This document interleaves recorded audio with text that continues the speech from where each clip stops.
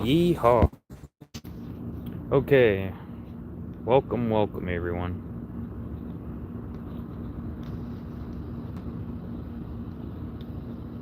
I don't think this is gonna work either.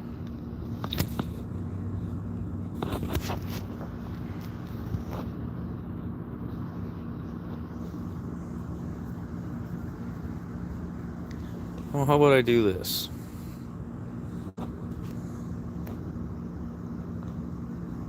Oh, fuck, I can't even do that. What a fucking pain in my ass. There we go.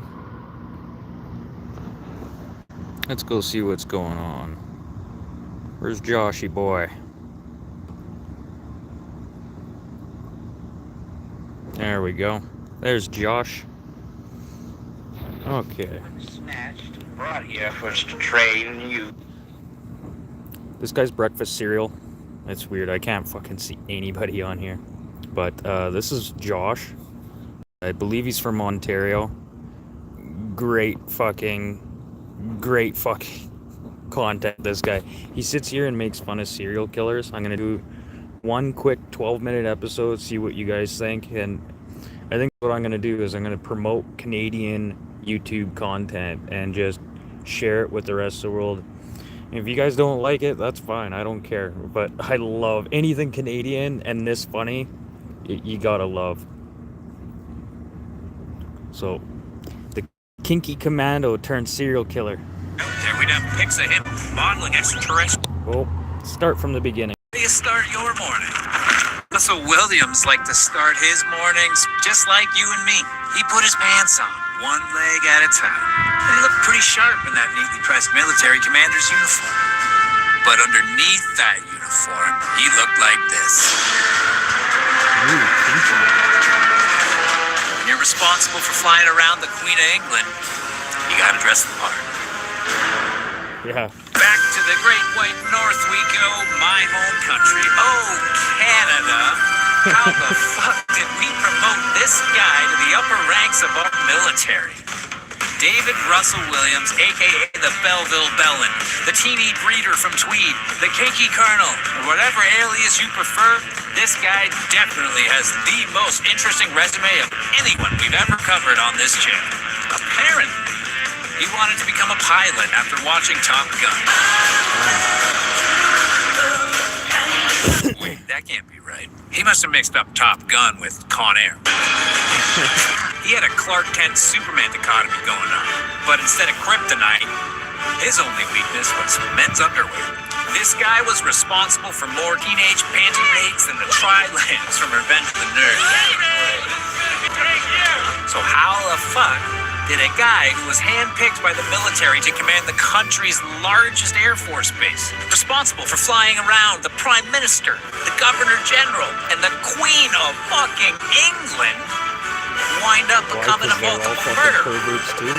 Just think about that for a minute. Just imagine doing something so horrendous while fully understanding that if you get caught, you're going to be the embarrassment of an entire nation, the poster boy for disgrace.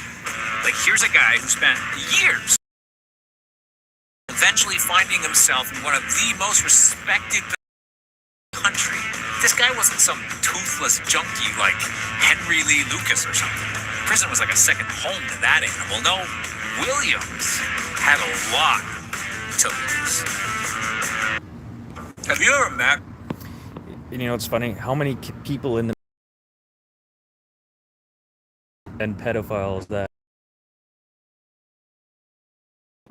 like, if you're in a group of guys and you're in the military, you think you're close, you shit together, you wipe your asses together. Like, pretty sure that that doesn't leak out that, hey, by the way, I like to wear women's clothing, and by the way, I like to diddle kids. It's funny that never comes up and when you're sitting there with your platoon in the middle of bump. Like a serious comic book collector. Nerds. There's like a full room of action figures still in the packaging. You know, you can look, but never touch. Leave it in the box! Russ wasn't on board with that shit. Why the fuck would you steal thousands of pairs of panties just to look at them? And I mean, you certainly couldn't just, like, trade them with, like, other collectors. Yeah, you could. Yeah, you could. I don't think. Craigslist, anyway, I hope not. Anyways, Russ was all about wear and tear. He took Casual Friday to a whole other level. Okay, first of all, they're extremely comfortable. He liked to wear his collectibles under his Air Force issued uniform. But that military, boy, they're just too damn close-minded. He'd wait till he was off base to engage in his other favorite hobby, photography. Photography. Show me to the models, baby. Okay, you're an animal. Yes, there we go. You're a tiger. You're turning the tiger. You're Mike great. Myers, Very some more good. Canadian animal. Oh, did you see that muff cake popping out of there? Dennis Rader. Okay. Yeah. BTK. BTK. He was obsessed Fine with torture photographing kill. himself in women's clothing too. Remember these? The only difference is that our boy Russ here wasn't, strangling himself with the underwear or hanging himself from trees. All right, let's play a quick game. And BTK was a fucking married man with In kids. this photo, Dennis is modeling a beautiful silk nightgown with matching bra and what looks like a sheer black blouse over top. Unfortunately, it's hard to make out with his hands tied behind his back like that. How did But he notice get up that he there? looks very feminine and submissive in this one. That to this photo of Russ. Notice the masculine energy he exudes. Look at the eyes, the posture, arms to the Almost side, like he lost shoulders some out. This is definitely a guy I would go to war with. Imagine you're dug into the trenches in World War I. It's time to go over the top and attack German lines. Your hands are shaking. You're scared. You need a leader. Now imagine Colonel Russ fucking Williams of the Canadian Armed Forces emerging through the shell smoke wearing this ensemble. Cigar in mouth, he picks up his pink rifle and charges over the top. If this isn't a leader, I don't know who is. Dennis was definitely more avant-garde with his approach to fashion. Notice the unconventional way of styling the pantyhose tied around and over the face. Notice the rabbit fur and bound legs. You can almost picture him hopping around like a defenseless bunny. Again, very submissive. Here's some shots from the back. Russ was known for this over the shoulder. Those It's panties like fit his pretty answer good, to actually. Zoolander Blue Steel. It's impressive. If he wasn't a murdering rapist, there's no doubt you'd be seeing him on a fashion runway near you. He is a fashion icon. You know, Did he actually like jerk off himself wearing women's clothing? Oh, makes you wonder. Jerking off to yourself. Ugh, that just made my dick limp. just for a minute here while we're on the topic. After flipping through these again, you do gotta kind of take a second to appreciate Dennis Rader's commitment to the shot. Russ was snapping his pics with like a smartphone. He probably just had it on burst. And then he just cycle through and pick. No. Because they're encoded. You can't hack that bitch. But somebody did eventually. Out a couple of his favorites. Pennis. That's snapping his shots in the 1970s with Yeah, fucking Polaroid. Polaroid camera. At least, I mean, I assume it has Polaroid, right? I mean, they're not exactly the type of roll you want to drop off at a 1-hour photo shop. Here's a little roll that I enjoy. And on top of that, the elaborate setups Dennis would do. Picture it for a second. He's gonna set up his camera on a tripod, roll himself up in saran wrap, fling himself into a pre-dug shallow grave. Then he gotta shovel dirt onto himself, and then somehow like a long rope remote, snap his Polaroid. Then he's gotta dig himself out of the hole, crawl over, take the Polaroid, shake it out. Probably only to be like, fuck, it's out of focus. God damn it, it's back to one. That's right. Russ wears women's underwear, okay? Look, man, I get it. You like the way women's underwear feels against your skin.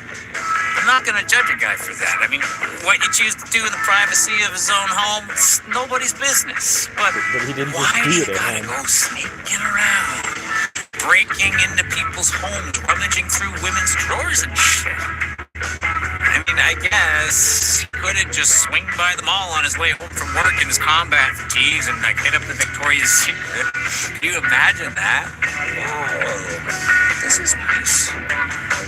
But why not just take a tip from Raider and break your wife's underwear Start drawers? trying on underwear. Make money. Just go online, order some used panties from an OnlyFans account. Take a fertile in Japan. Hit up one of those panty machines they're always talking about. Also, it's a pretty big, well-built dude. Do they even make lingerie for 6'2" military-sized males? Maybe that's why he had to raid a total of like 82 homes. He flat out had to find stuff that fit. Don't you hate it when you break into someone's home, hide in their closet for 3 to 4 hours, only to steal their panties and find out that they're 3 sizes too small? That's the fucking worst. All of that to say that this obviously wasn't just like your everyday kink. This wasn't about just wearing women's underwear. There was definitely some other, deeper, more disturbing motivations at play. And something tells me that this guy didn't give 2 shits about safe words. From 2007 to November 2009, he meticulously documented his crimes. Hard drives and USB sticks filled with thousands of images of him dressed in stolen underwear. Wait, there's another word for that. Oh yeah, evidence. Fuck, I mean, you'd think a guy who was in the highest ranks of the military would have a good understanding on how to handle top secret files. Too bad Russ wasn't in charge of Area 51. If aliens are out there, we'd have pics of him modeling extraterrestrial undergarments. His panty collection became so huge that the rafters in his attic couldn't handle it. He had to start carrying the excess in the fields throughout Ottawa. You know it's just a matter of time before some poor housing developers wind up unearthing one of his stashes. But as is always the case, these paraphilias morph into something more sinister, resulting in the deaths of 2 innocent women. And there would have been a lot more murders if it wasn't for this fucking hoser who spotted a Nissan Pathfinder parked in a dark field next to the home of Russ's second victim on the night of the murder and reported it to police. Like, I'm a wildlife buff, so I'm always looking for even when I'm driving, I'm looking, eh? Okay, just 1 second. I'm also Canadian. I don't sound like that, do I? I was just looking to see if there's anything out poking around, eh? I really hope not. Okay, anyway, after gathering shoe print and tire impressions, the OPP set up a checkpoint and began checking tires of passing vehicles. That same night, a Nissan Pathfinder approached the checkpoint. Its tires matched the impressions. The driver was Colonel Russell Williams. Shortly after, Russ was brought in for what he thought were a few routine questions. Did you hear about the murder? Did you see anything unusual? What's your cup size? You know, standard shit. The last thing he expected was to be greeted by Canadian criminal profiler and legendary forensic interrogator Jim Smith. Detective Sergeant Jim Smith is a veteran in the OPP's Behavioral Sciences Unit. There are few better at interrogation, as Colonel Williams was about to find out. After the most Canadian interrogation in history, filled with more apologies and the use of the word bud than you can count. I put my best foot forward here for you, bud. It was like he was being interrogated by that guy from Letterkenny. Fuck, they don't even have all dressed chips in that shithole. After apologizing 6 or 7 more times, Russ agreed to lead police to the body of the missing woman. And with that, the shame of a nation was born. On October 21st, 2010, Russell Williams received 2 life sentences for first-degree murder, plus an additional 122 years for all the other fucked up shit he did. Finally, he's surrounded by a group of people who can appreciate his passion for modeling women's underwear. So, what do you think? Now that he's behind bars, should the kinky commando change his name to G.I. Jane? Let me know in the comments below. And, of course, don't forget to unalive that subscribe button and click that notification bell because we've got new content dropping all the time. And if you just can't get enough, you can also head over and follow on Instagram and TikTok for even more killer content.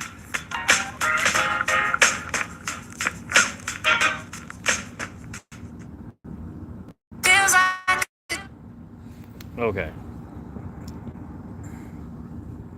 So, I hope you guys enjoyed that. That's Josh Breakfast Cereal. All those cereal boxes that you see on his desk there, you can go out there to his website and purchase them.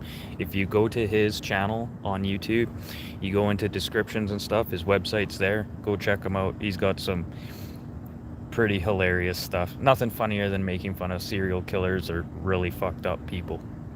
But there you go. There's a little piece of Canadian fucking YouTube society for you.